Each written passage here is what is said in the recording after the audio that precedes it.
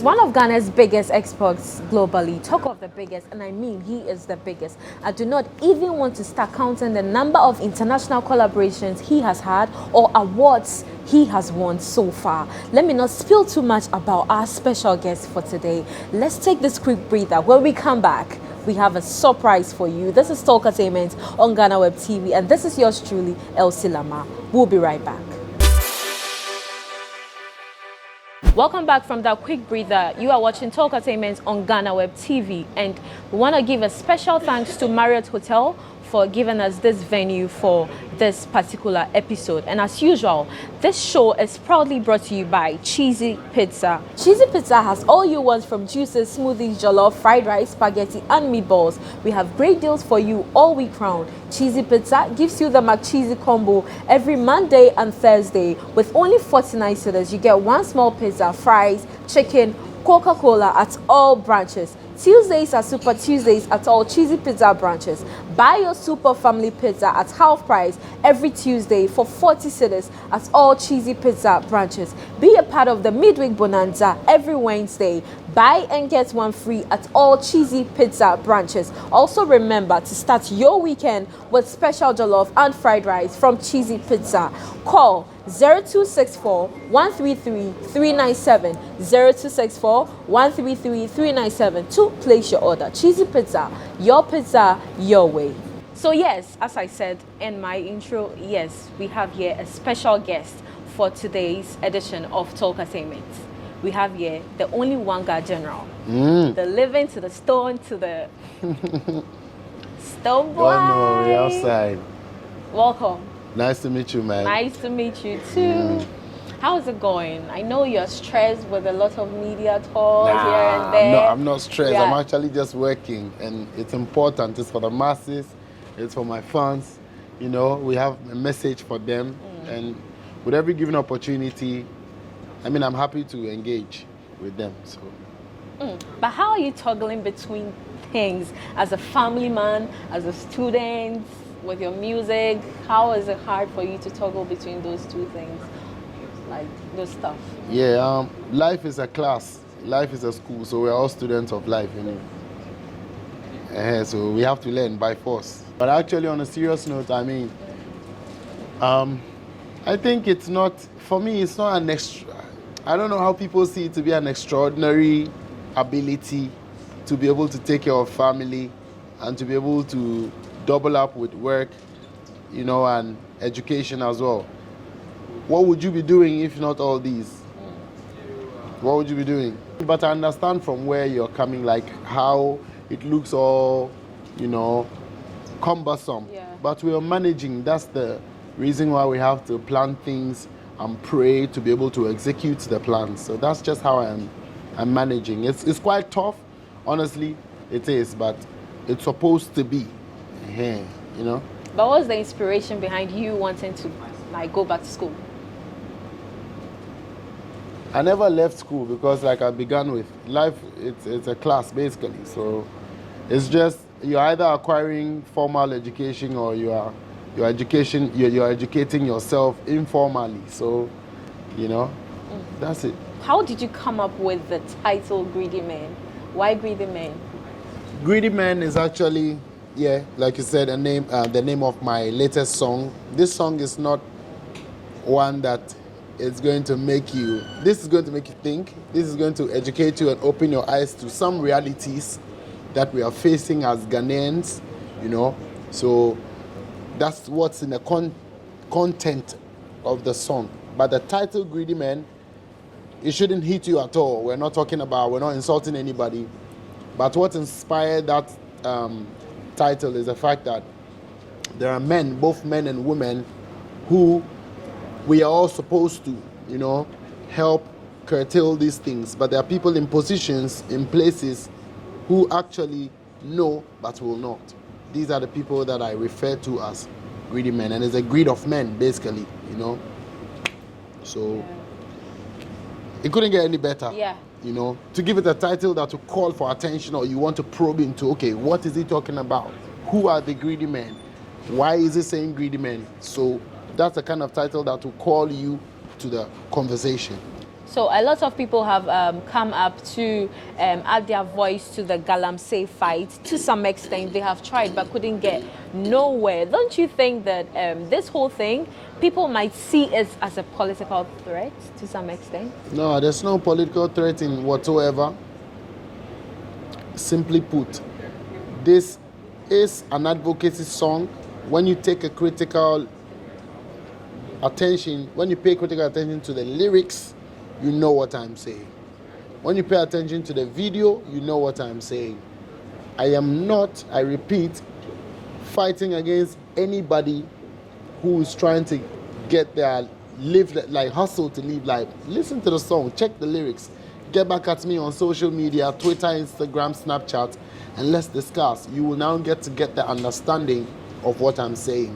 I'm only advocating and standing for the people and pushing so that the powers that be will be able to look at the people, fend for the people, and deliver what is deserved to the people.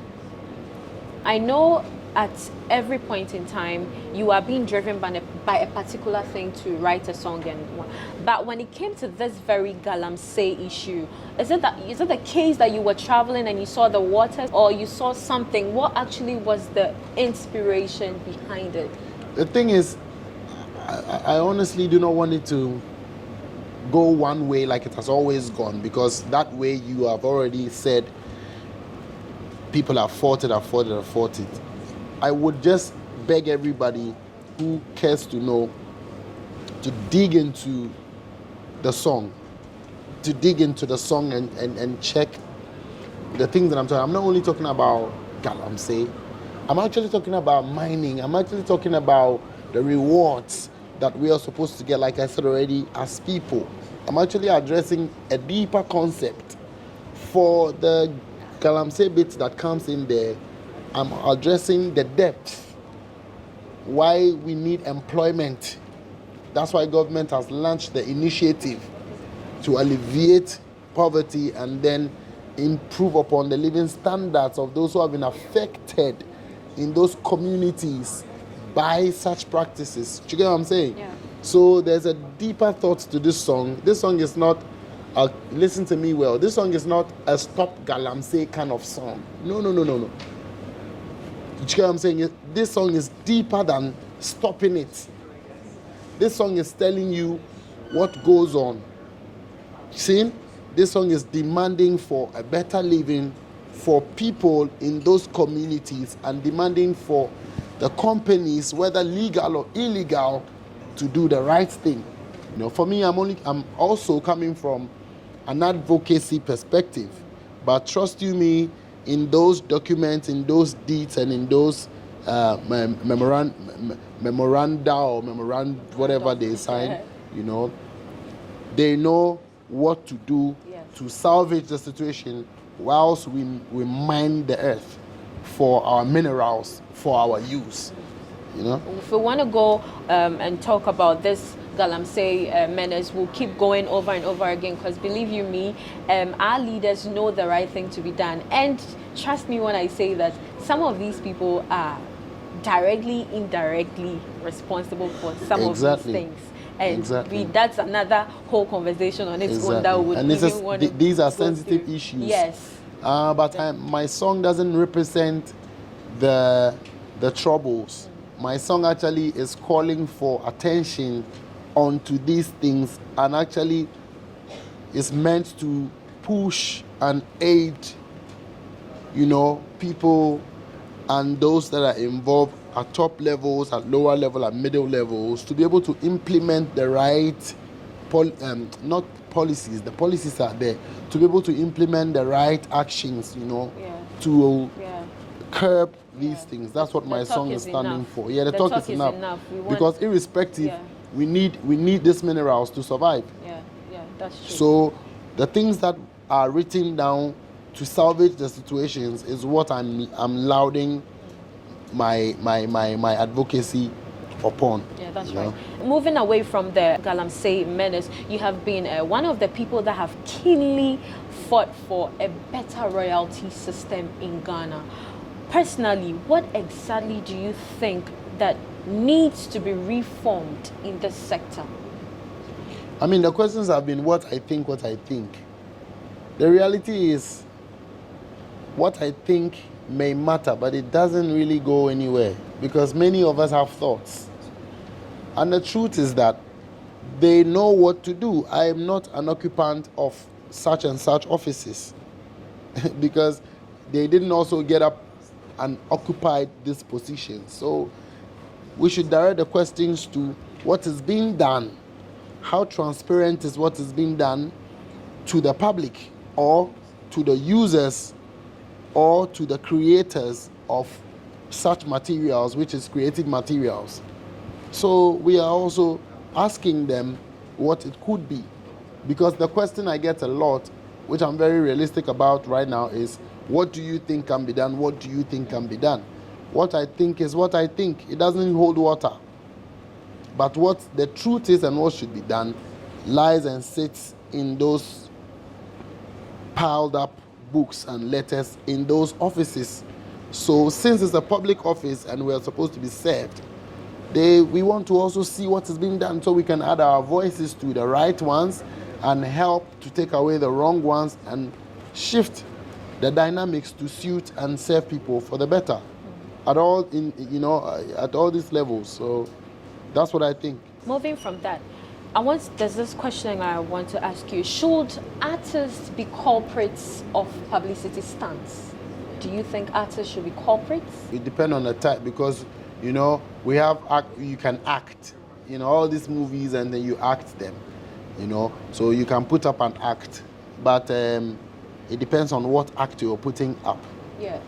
You know what I mean? You cannot put up reality, and we all know it's reality, and there's a name for everything. You can call it stunt, you can call it... I'm just being very honest and being general, because I don't know where you're driving at specifically, but on a general board, whatever we do or don't do, whether we put up stunts or not, we have to and are going to be responsible for those stunts that we put on, especially publicly. So do you think it's in the right direction? So you're asking if we should be corporates. That means if we should be held responsible. Why can't you be held responsible? Why can't you be held responsible for putting up something you did?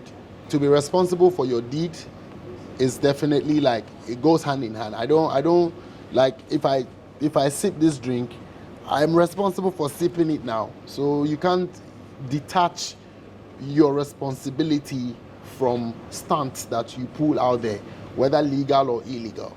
People say because people are artists, public figures and all of that, to some extent they should be spared.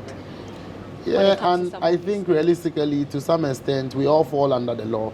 That's why there is a need for permissions. You know what I mean? If I'm going to put up a stand somewhere, because I respect the fact that we are working within a we're working within a law system, I would put out permissions and say, oh, just like we occupied this space, we didn't just walk in to come and sit here. Yeah. Our intent is good to film something for us, but we have had to ask permission. If all this is a stunt, at least we would have asked permission to put up the stunt. Yeah. So what do you feel about the IGP and then his new way of doing things? He's on heat.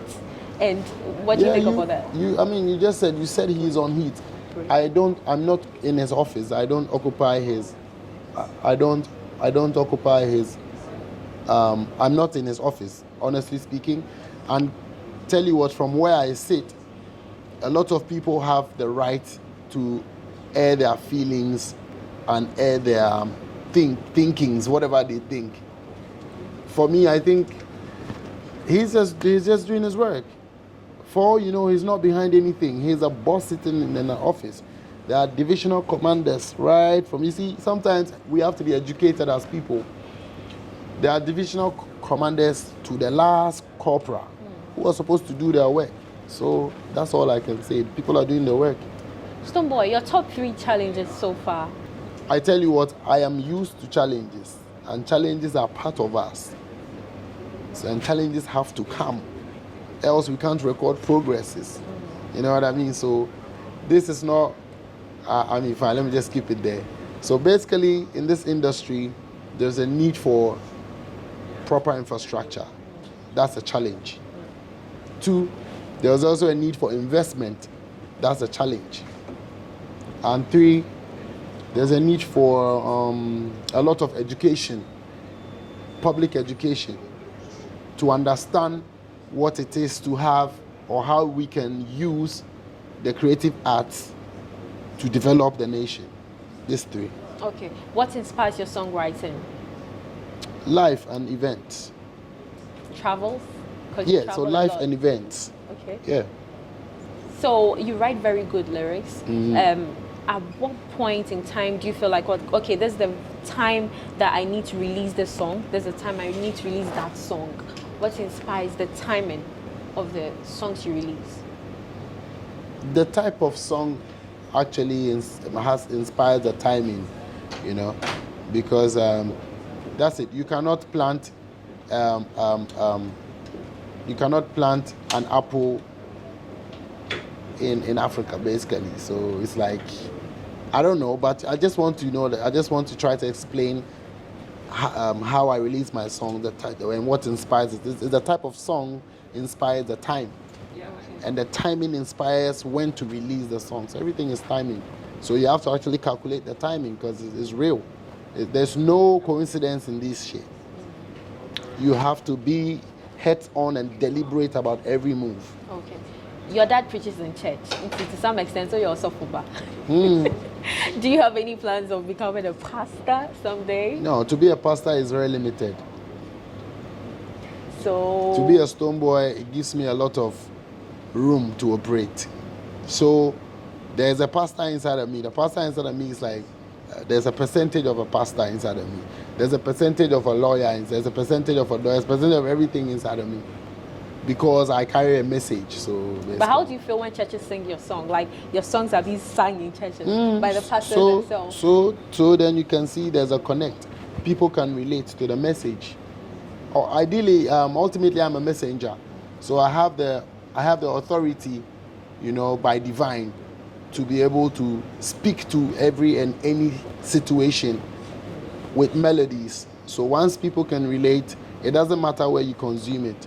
You can use it in churches, you can use it in your privacy. When you're and your girlfriend, you are there and you can play it, you know. You have a tour coming up. Tell us about it.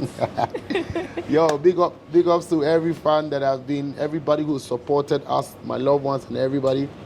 The tour coming up is the Angloga Junction UK tour, which was supposed to have come on a long time, but COVID, and then it's Comininis, they say. So finally, we have a date, we have venues, we've been selling tickets from time. November 21st, 25th, and 26th, we have London, Manchester, and Birmingham, respectively. You guys roll out. Let's make this a successful one. UK, this November, I'm going to be on my way. Big respect. Ghana, Africa, my fans across the globe. Make sure you guys log in. Get the tickets in my bios, on IG, on all online platforms. Let's roll out. You have been nominated for the Ghana Web Excellence Awards, which is coming up. Creative Arts. Yes. So, want to ask your view. How do you feel about your nomination? Yeah, add 15% shares of Ghana Web as the result of my awards, because I will win. So when you win me, I don't need any money. Just give me shares, 15% shares inside Ghana Web. We'll speak to our people in the Netherlands. As my award. I'm asking for 5. 15 is outrageous. 5% of shares Ghana Web, and I'll be happy to win this one. What is your message to the voters? Yes. Why do they have to decide? It can be biased. No, you know. Because if my fans are plenty than another guy's fans, they may just vote and then. So but you guys have to use your standards. Category, you know. Yeah, but you see me, I'm a realist and I'm fair. So you guys have to have a standard, which I believe that I'll qualify through it all. Anyway, involving the public is a good idea. Yeah. But anyhow it goes, I'm a winner. What has been your driving force in life, and what we should expect for you in the coming years?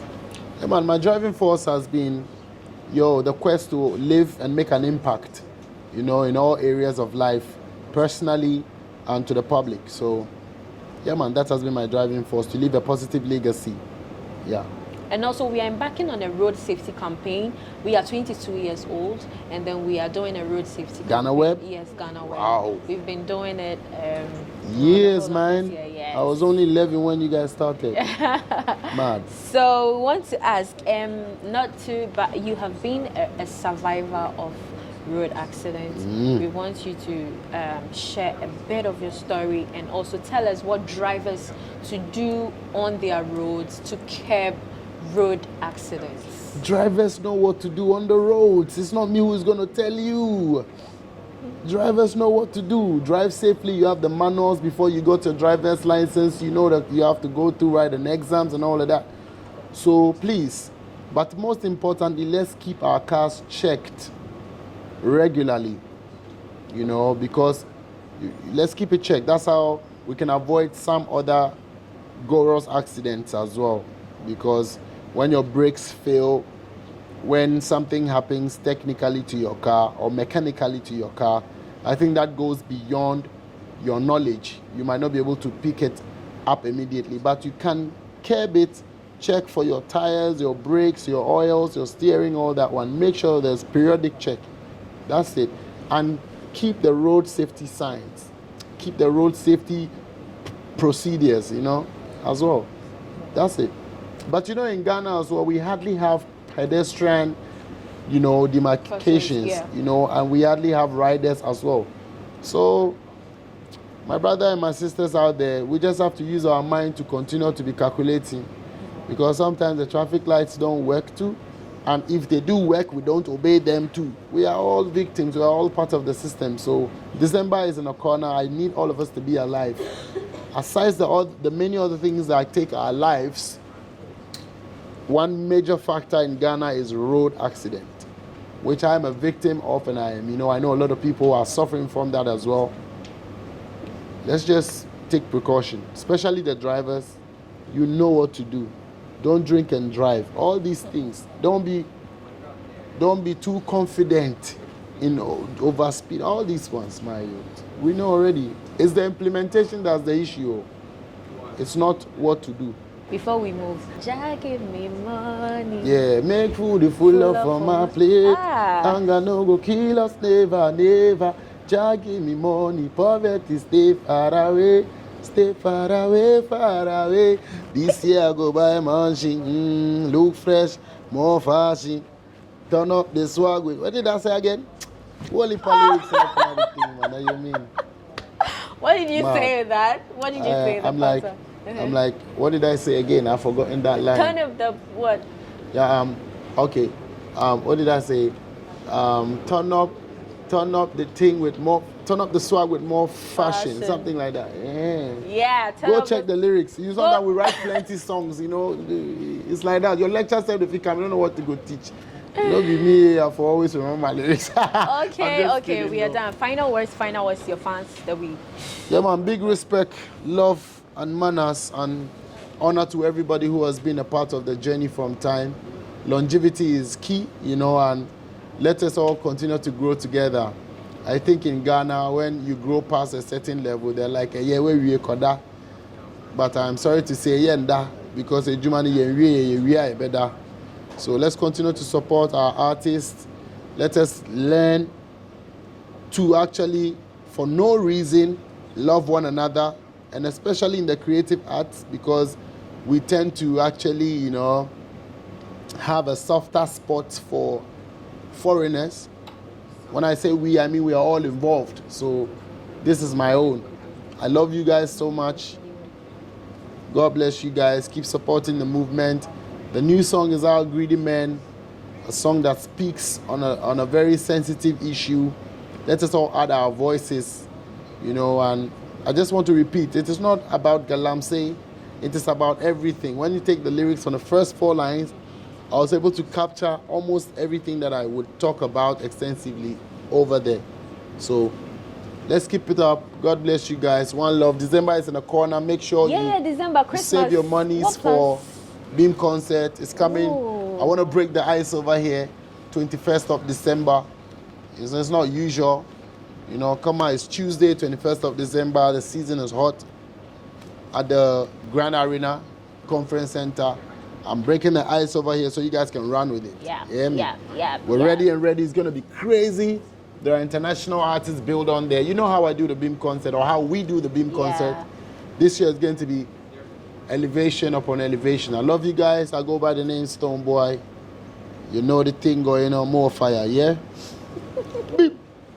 So Cheesy Pizza says I should give this to you, to Jay Janam and CJ. We are grateful, man. Thank you for the pizza.